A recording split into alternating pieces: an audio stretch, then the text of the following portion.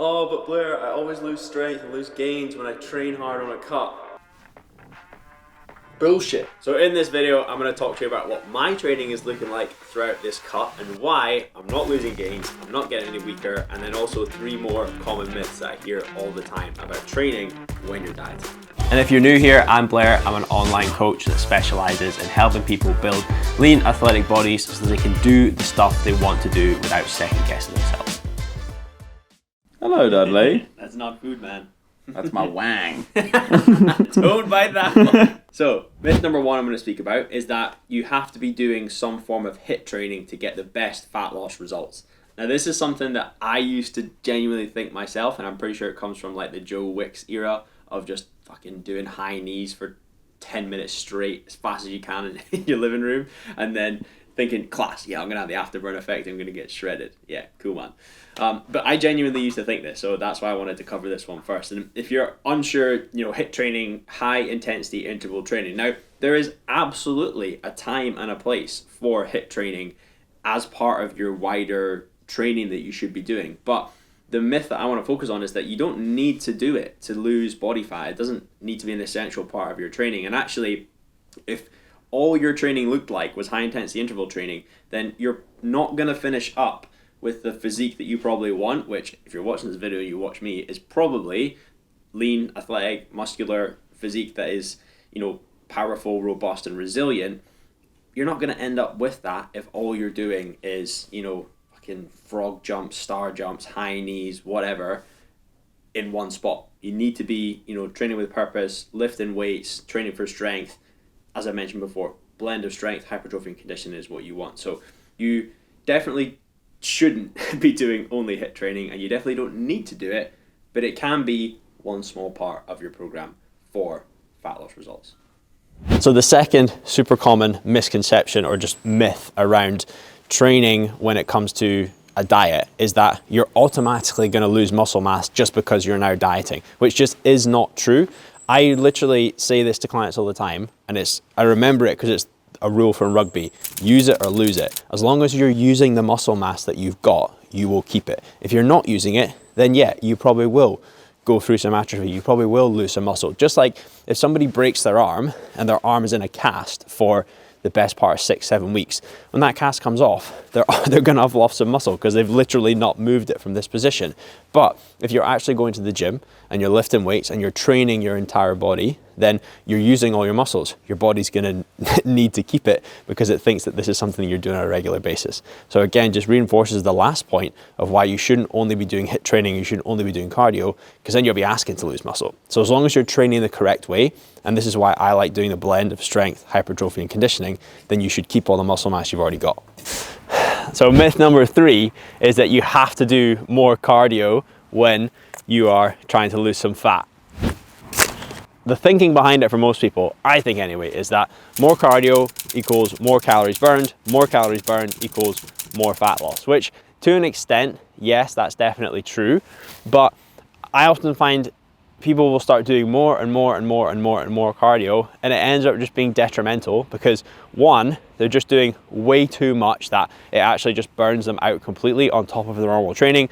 They're dedicating too much time to it. They can only keep it up for maybe a week, maybe 2 weeks if they're lucky, and ultimately it gets packed in, which can then be the catalyst to pack in the entire diet. So for me, I've actually been doing 0 extra cardio on top of what I would normally do in training anyway. So I'm just doing my normal training, my normal conditioning, a few times a week. If anything, I'm going on a couple of extra runs just when I fancy it, but I'm not sort of making it a priority and prioritizing it in. I am, however, walking the dog a little bit more, but that is just pure coincidence that I just happen to be dog sitting. But I have stumbled upon something pretty amazing. If you want to get shredded, get a fucking dog. So myth number 4 when it comes to your training when you're on a diet is that people think it's obligatory. You have to lose strength when you're on a diet, which is not true. Now, if you were to take this to the extreme and you're talking about a bodybuilder who's getting ready to step on stage and they're getting absolutely fucking diced and shredded to the bone, then yeah, they're probably going to lose strength because their energy levels are going to be so low, they're not going to have literally the stored up energy to show their strength in the gym. But John, who's trying to lose 5 to 10 kilos to build a lean athletic physique, should not really be losing strength over the course of a fat loss phase. It's normal to feel like your energy levels are going to fluctuate, and of course some days you're going to go in the gym and your energy levels are going to be a bit lower, so you're not going to be able to shift as much load. But really that's not because you've lost strength, that's just because maybe you're going into the gym on that day feeling a bit flat, which would be the same even if you weren't in a diet. You're going to come up against days where your energy levels are just going to play games with you. I actually find that for most clients when they start working with me, even if we go through a 8, 12, 16 week diet phase, they gain strength throughout that initial block because it's the first time in quite a while that they've been consistent enough at following a purposeful progressive training plan that actually allows them to make strength gains over the course of time. So I actually find most people, it's the opposite. They gain strength when they're in a deficit if they train the right way. And the fifth and final myth I'll cover today is that by you doing an extra bonus training session, you'll then be able to eat all of the calories after that. Definitely not true. As the old adage goes, thou cannot outtrain a bad diet. It's absolutely true. It's a completely different thing to burn 200 calories than it is to eat 200 calories. You can eat 200 calories probably in the space of 20 seconds. Burning 200 calories is gonna take probably closer to an hour, if not more than that. For me, I would much rather just see that extra training session as more money in the bank, more results to come in the future, rather than thinking, class, I get to eat more calories off the back of this. So if you're thinking that for your next social event, you'll just get an extra training session in so that you can bank up some calories, whilst that might make sense in your head, generally I would just advise planning in these social occasions in advance and making up for it from a calorie standpoint rather than an exercise standpoint. All right, so I've been through 5 myths that are just super common when it comes to training when you're in a fat loss phase. So hopefully I've helped debunk some of them and just kind of get your mind nice and clear as to why they're myths and why they're not necessarily true. Some of them, if you let them be true and you don't do the right things, yeah, they'll happen. You can lose mass, you can lose strength, but if you train the right way, you'll be fine. As you can probably tell from just as you've seen throughout this series so far, even though I've been on a cut, my training has been pretty much the same.